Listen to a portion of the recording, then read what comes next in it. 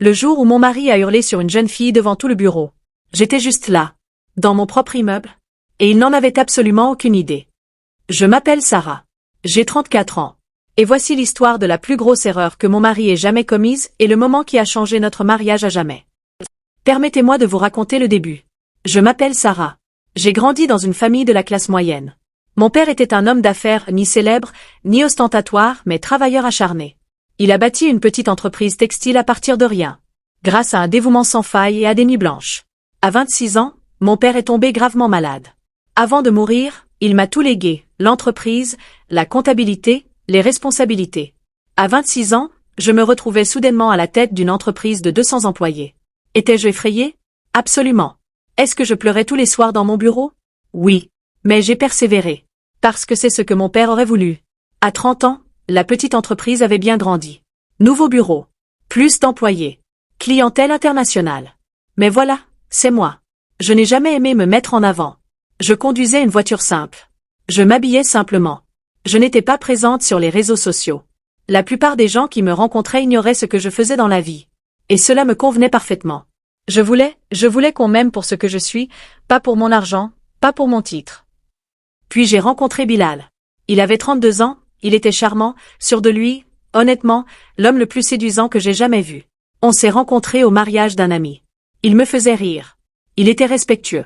Il me tirait la chaise. Il appelait toujours quand il disait qu'il le ferait. Après 6 mois de relation, il m'a demandé en mariage. Et j'ai dit oui. Mais c'est là que j'ai pris une décision qui allait tout changer. Je ne lui ai jamais parlé de l'entreprise. Je sais ce que vous pensez, Sarah, pourquoi? Pourquoi cacher quelque chose d'aussi important? Ma réponse est simple. J'avais déjà souffert. Mon ex-petit ami, dès qu'il a su que j'avais de l'argent, a complètement changé. Soudain, j'étais son avenir. Soudain, il avait de grands projets pour nous. Après ça n'a plus jamais semblé réel. Je ne voulais pas de ça avec Bilal. Je voulais qu'il épouse Sarah, la femme. Pas Sarah, la PDG. Alors je me suis tue. Je lui ai dit que je travaillais dans la gestion d'entreprise. Ce qui était techniquement vrai. Il ne posait jamais trop de questions. Il était fier de sa carrière, il était cadre supérieur dans mon entreprise. Mais il y avait été embauché avant qu'on se rencontre et il ignorait qui était le véritable propriétaire. L'entreprise opérait sous le nom de mon père, Eder Enterprises, et je restais toujours dans l'ombre.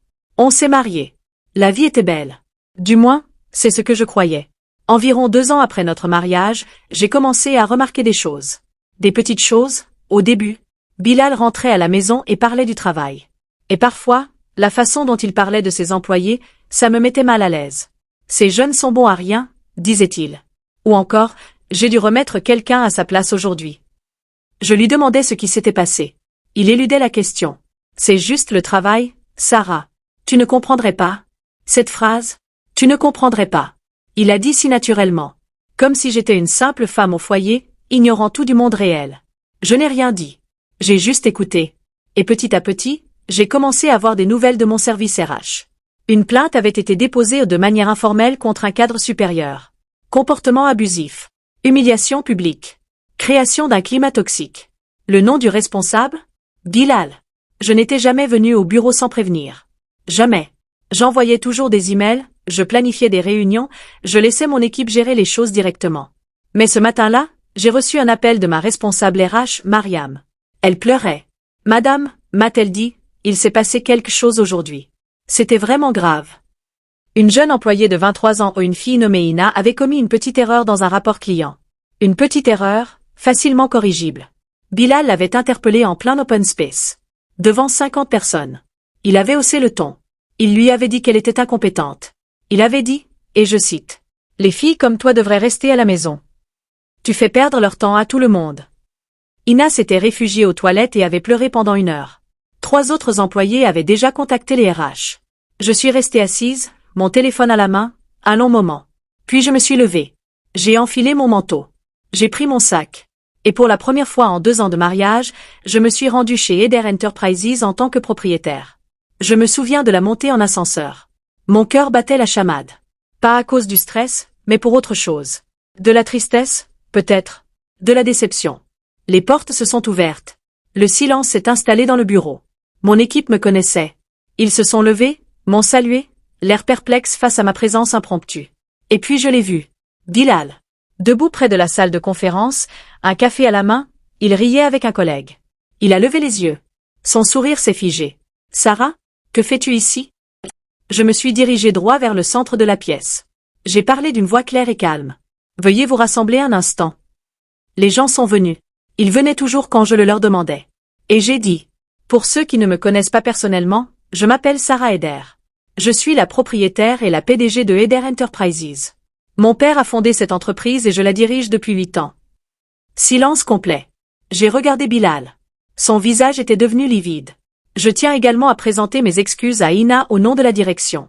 Ce qui lui est arrivé aujourd'hui est inacceptable. Inadmissible. Et cela ne se reproduira plus jamais. Ina, debout près de son bureau, avait les larmes aux yeux. Je me suis retourné vers Bilal. Je pense que nous devons avoir une longue conversation ce soir.